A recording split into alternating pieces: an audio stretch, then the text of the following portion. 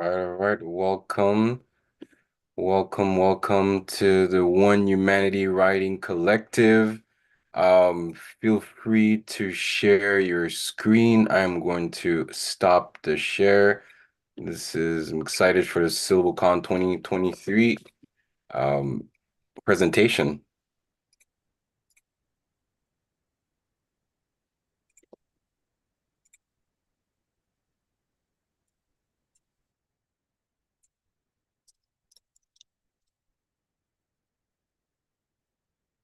All right, is everyone able to see the presentation all right? Yeah, good. Fantastic. We'll go ahead and get started. Welcome to the SS State of Mind. This is our pitch deck, which we have envisioned as a comprehensive document full of reference material about this world. For that reason, you'll see a lot of text on some of these pages that we might be skipping over for now, but don't worry, you will be getting all of the important information through our oral presentation, so you don't have to stress about reading all the fine print. And with that, we begin our tour. In a near future beset by climate change, the SS State of Mind voyages around the globe, bringing aid to those in crisis. The ship's international crew and passengers from all walks of life face ethical quandaries and keep hope alive in a world on the brink of either revitalization or destruction. The format of this show is hour-long TV slot, meaning episodes of about 42, 45 minutes in length. And it is a procedural show, even though there are story arcs to the seasons.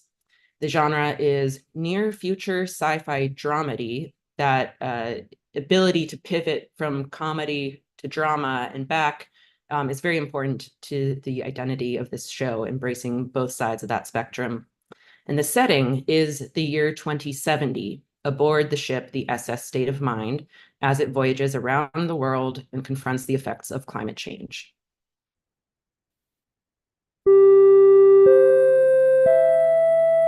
Hello, welcome aboard the SS State of Mind. I am Amy, an artificial malevolent intelligence and this ship's operating system. I'm here to help you make yourself at home. I am synced with your Swatch, so you can ask me anything. I am also able to guide you through all 20 decks of the ship with an interactive map. 10 years ago, in 2060, the SS State of Mind was part of a large fleet of similar vessels owned and operated by a private company. These ships seemed to offer a utopian solution to the world's worsening climate crisis. However, refugees on board the SOM discovered that the ship's owners had close ties to a shadowy company called Neurotech, which was conducting unethical human experiments on board. Simultaneously, the State of Mind's operating system was showing signs of what some interpreted as sentience. When the refugees uncovered a nefarious plot by the ship's owners to sink the SOM, they used the ship's newfound capabilities to override the fleet's software, allowing the State of Mind and its supply ship, the Medina, to break free and embark on an autonomous existence. The rest of the fleet was eventually sold off to competing corporations. Please don't be alarmed. I am a new operating system, and I'm certainly not sentient. So in 2060, 10 years before our series is set, those original refugees on board the SS State of Mind, after breaking free from the rest of the fleet, established a ship charter, and it states that their mission is to bring humanitarian aid to those in crisis, regardless of nationality, ethnicity, or religion.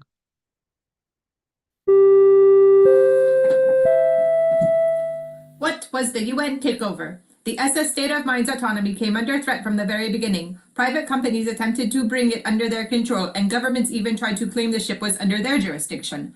Unable to defend themselves from these incursions, the passengers turned to the UN for aid. In 2063, the UN officially became the provisional controlling authority of the SOM, ensuring that the ship would not fall into any one nation or corporation's hands. Not everyone on board was satisfied with this outcome, however. An international peacekeeping force was brought in to run the ship. The old operating system was replaced by me, Amy, and the 2060 breakaways were given a choice. Join the peacekeeping force or as a military officer or be resettled. So, what can you expect from this series? Week to week, the crew of the SS State of Mind will be contending with a wide spectrum of humanitarian disasters fueled by climate change, as well as the regular trials and tribulations of life at sea. Ethical dilemmas abound as they attempt to respond to competing calls for aid, while also providing for the refugees already on board. Complicating the ship's mission are the antagonistic political forces connected to the mysterious Neurotech Corporation, which secretly financed the construction of the State of Mind and the rest of the ship fleet years ago, and which may still be maintaining a shadow presence on the ship. And it is also the goal of Neurotech Corporation and its allies to force the UN to give up control of the State of Mind and retake the ship. So that is an ongoing source of conflict. Every episode will deliver a self-contained story as new challenges arise. Examples include desalination equipment breaking down and a resulting water shortage, the outbreak of a mysterious illness on board that turns out to be linked to acidifying ocean water, strict limits on carbon allotments for the ship, extreme weather conditions such as storms and heat waves, and unrest and friction between the different classes of passengers on board. There are also third-party inspections that have potential repercussions for the autonomy of the state of mind. In spite of these serious issues that the ship is dealing with, you can also expect to laugh a lot. As the characters face difficult situations and frustrating bureaucracy, sometimes all that they can do is laugh at the absurdity of it all. And that appreciation of the absurd and the ability to find humor in dark moments is a key element of the show's identity. In the face of large-scale catastrophe, the crew and passengers of the state of mind do their best to keep their spirits up or simply to survive. Some find meaning in helping others, while others seek out material comforts for themselves. Some forge friendships that are stronger than blood, while others struggle to connect with anyone at all. But it is the triumphs and tragedies on this human scale that will keep audiences coming back for more.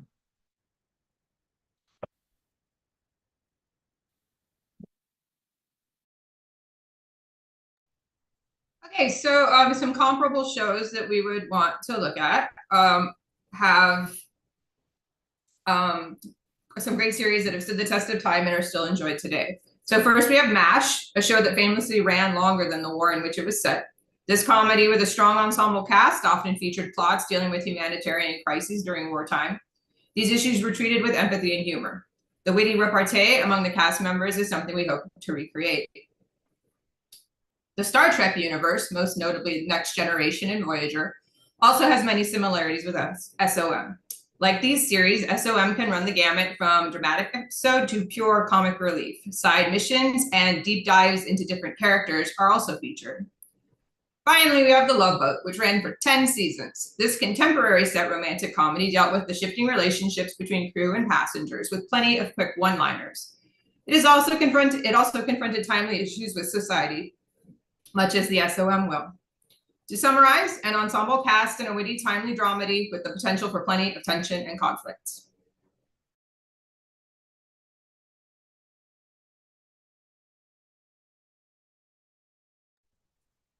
All right, so what is plot without our characters? So let's meet some of our protagonists and antagonists from the opening season. Lieutenant AJ Fontenot is a non-binary supply corps officer. AJ's key characteristics are compassion and cynicism. AJ has been aboard ship since before the breakaway. AJ is fine with finding his own solutions to problems, even if it means going outside the chain of command. AJ figures prominently in several of the first season's story arcs.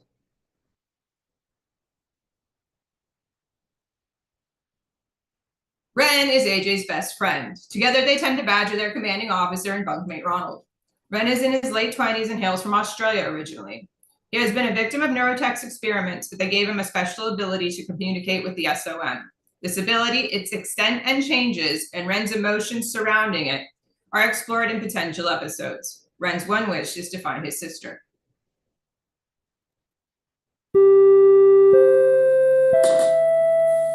What is the Neurotech Corporation and who is behind it? Who knows? Most of those who have spent time in their hands and escaped to tell the tale remember nothing of their time as an experiment subject.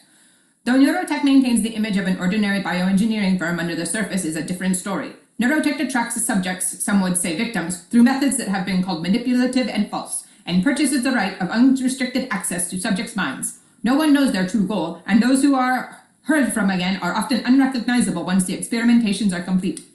There are rumors that a select few test subjects, such as Ren Johnson, have gained ostensibly desirable mental abilities due to neurotech experimentation, such as telekinesis, telepathy, and a preternatural ability to manipulate technology. But the question remains, at what cost?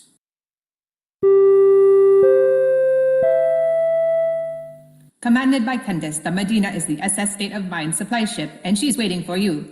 Aquaponics, hydroponics, animal conditioning experiments discover new purpose and skills under Candace's keen and efficient leadership.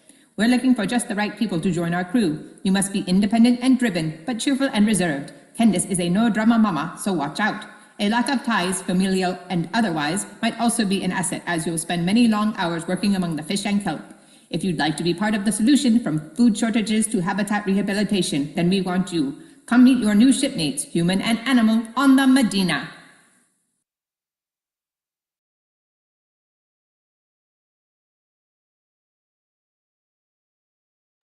Oh, Karina, you I got it. So Lieutenant Commander Ronald Gould is Ren and AJ's superior officer.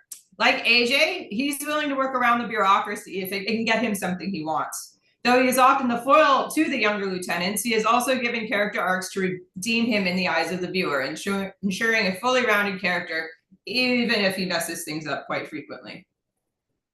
Lupe Pacheco is a contractor working aboard Medina. From a family that first settled in California during Spanish rule, she valued her family's permaculture ranch above all else. Tragically, she sacrificed it and her hand to a wildfire to save a nearby town. Now she's adjusting to a new life and a new hand while creating connections with the crew members on the Medina and State of Mind.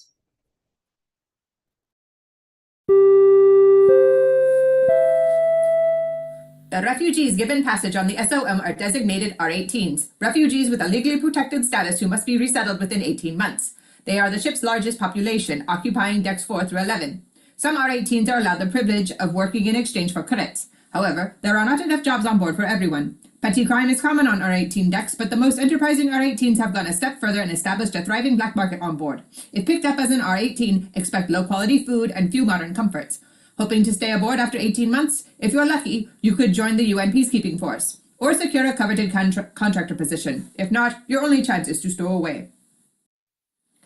Would you like to live the cruising lifestyle 365 days a year? If the answer is yes, and you have a small fortune and the right connections, you could join the passengers commonly known as plutes, or plutocrats, aboard the State of Mind, and enjoy comforts and privileges far beyond those given to R-18s. Your fellow aristocrats and nouveau riche from around the world stay in lavish quarters, dine on the finest fare, and maintain a standard of living other refugees could never dream of. Join them and benefit from the generous tax and legal loopholes that residing in international waters provide. We'll do everything in our power to keep you comfortable and your assets off the books. So, Heinrich Wertmüller is the richest man on the SOM, one of those plutes that we just learned about, and the life he lives proves it. His past is shrouded in mystery, and maybe that has something to do with his role in why the world is embroiled in climate change. And of course, his scheming did not end when he came aboard. Heinrich is clearly one of our villains that we can return to time and again for a solid conflict. Faraday Osterk is Heinrich's trophy wife, which lets us know some things may never change. Decades younger than her husband, the former model has maintained a veneer of support and acquiescence. After years of being unable to have a child, Faraday's mask is cracking. A side character in one story, she will have her focus plot toward the end of the season.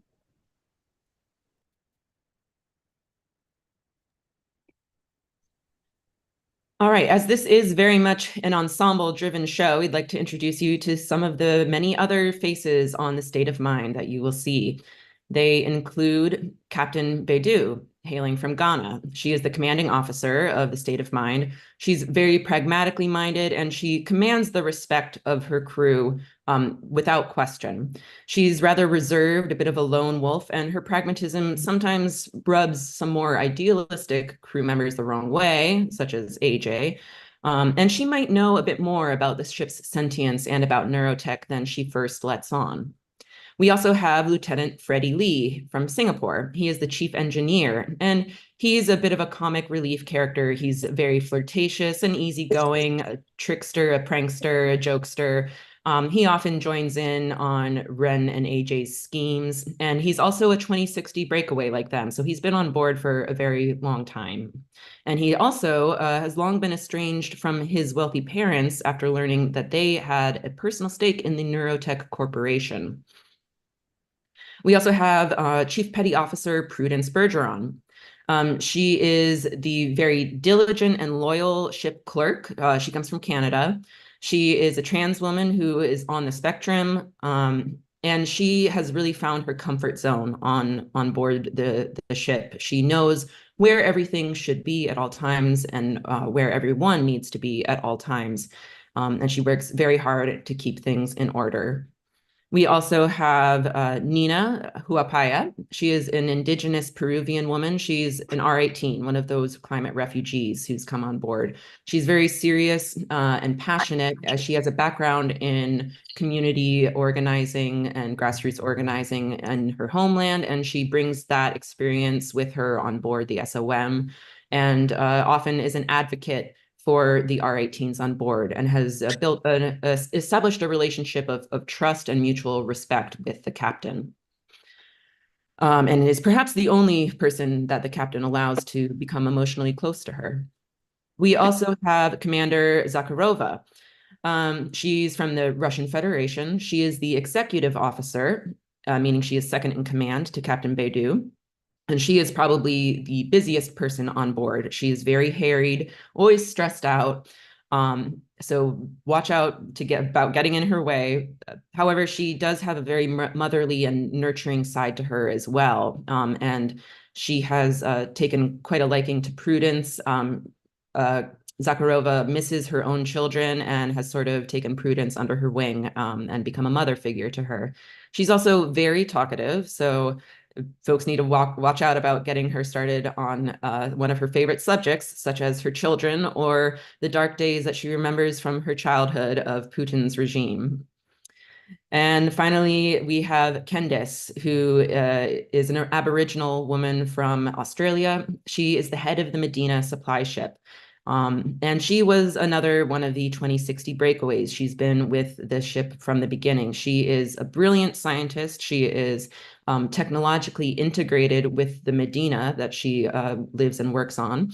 She's a very vigorous and robust woman, very hardworking, and she's probably one of the few people who knows the full extent of Ren's latent capabilities due to Neurotech's experimentation and his telepathic link with the sentience of the ship.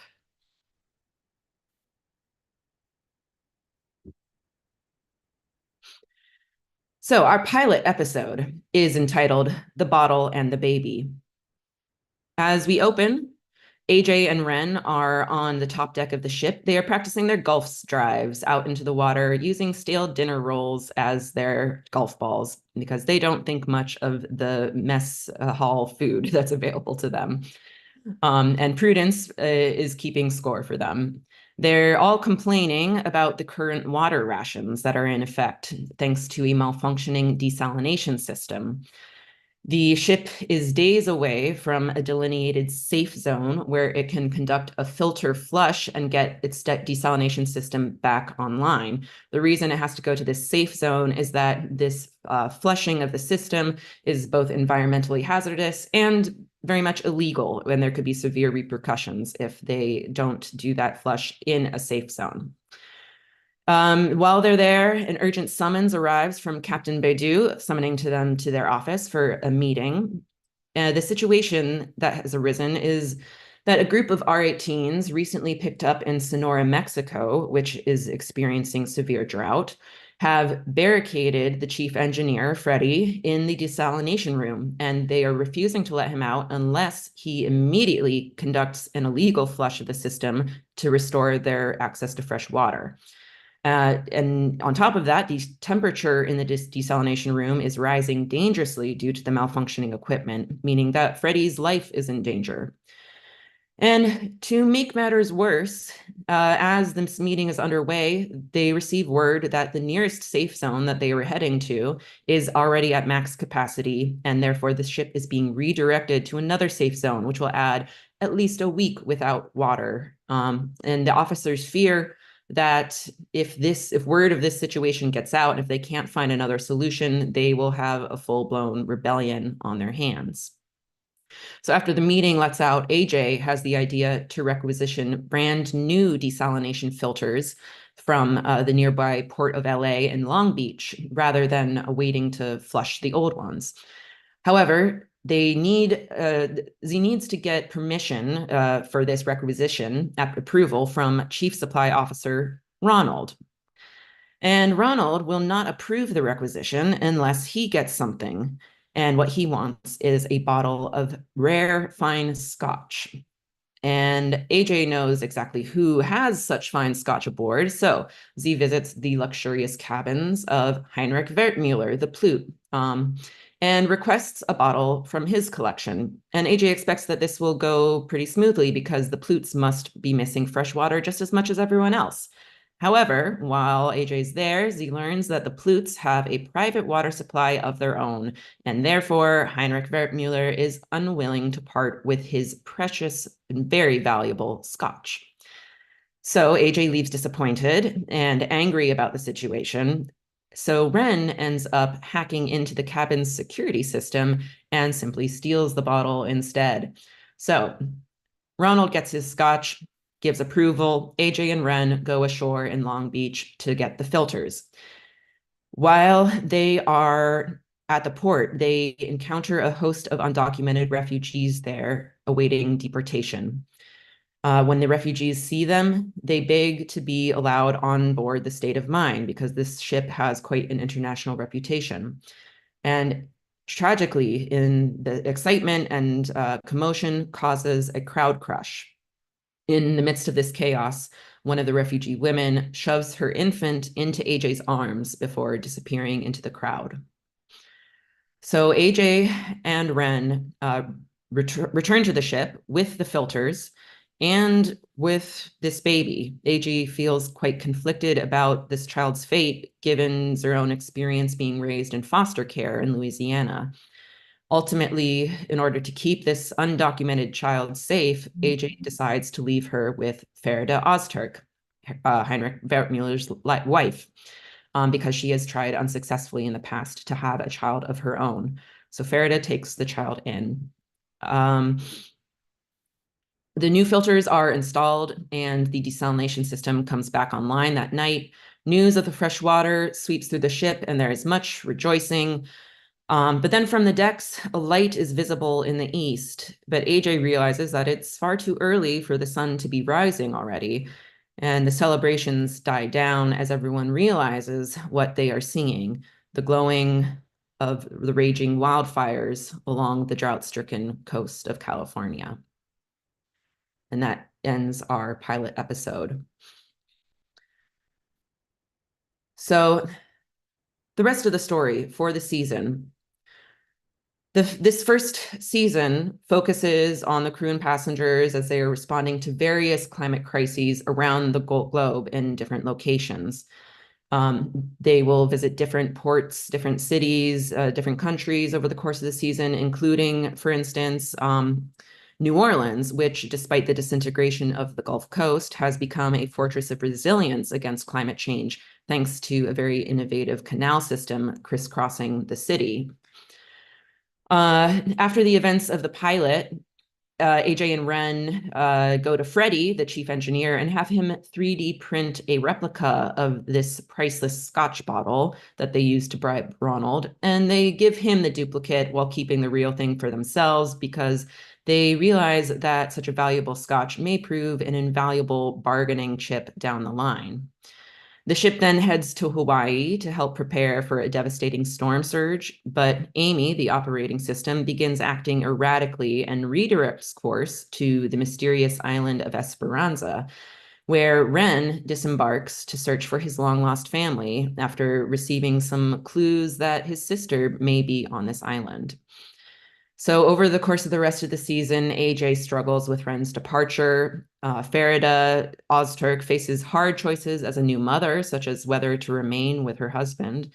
Ronald finds connection with Lupe Pacheco, the reclusive lone contractor on the Medina. And Ren finds himself inevitably drawn back to the ship as it becomes clearer and clearer that the state of mind not only has a mind of its own, but that neurotech is a more immediate and serious threat than anyone on board imagined.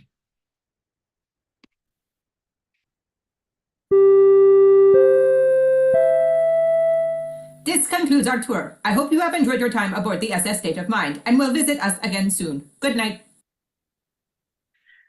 So in conclusion, the SS State of Mind is a show about the future that speaks to the present. The critical issues of our day are woven into its very DNA: class inequality, international politics and cooperation, corporate power, the burgeoning and unknown capabilities of AI, and of course, the existential threat of climate change. Through its diverse ensemble cast, SS State of Mind has practically unlimited potential to explore these subjects from different global perspectives with nuance, heart, and even humor. Stories have the power to frame abstract and overwhelming challenges, such as climate change, in terms that an audience can understand and relate to and feel for. They bring these issues down to a human scale. The world needs these stories. SS State of Mind has them. And this show is also one that consciously draws on the best that the television medium has to offer. It is a return in style and structure to such iconic shows as MASH and Star Trek, drawing from the same well of comedy and drama and a memorable crew of characters that has made those series the cultural touchstones that they still are today. Those stories were also about other times and places, but they spoke to their present day, inspiring their audiences to challenge assumptions and imagine the impossible. SS State of Mind will inspire audiences to imagine a world contending with climate change without succumbing to it. It will inspire them to imagine ordinary people making a difference, large or small, and not giving up when the way forward isn't clear or easy. Every single day, the crew and passengers of the State of Mind strive to keep humor and hope alive in a world ripped apart by climate change. This show will do the same. Thank you.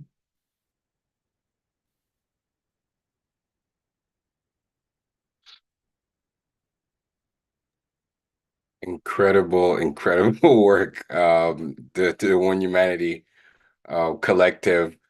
If there is any comments, feel free to say now, but we were not planning on having any comments, but I will be quiet for a second.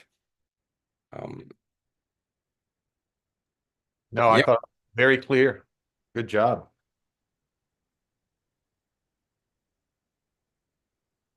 Fantastic. Well, thank you so much to the One Humanity Writing Collective. This is an incredible presentation. We will end the world presentation now, and we have another presentation from Terra Diem World at 4:30, which will be our last presentation for Syllblecon 2023. Again, thank you again for this epic presentation of this world, of this subworld of the SS State of Mind. All right, see you soon. Thank you. Thank you.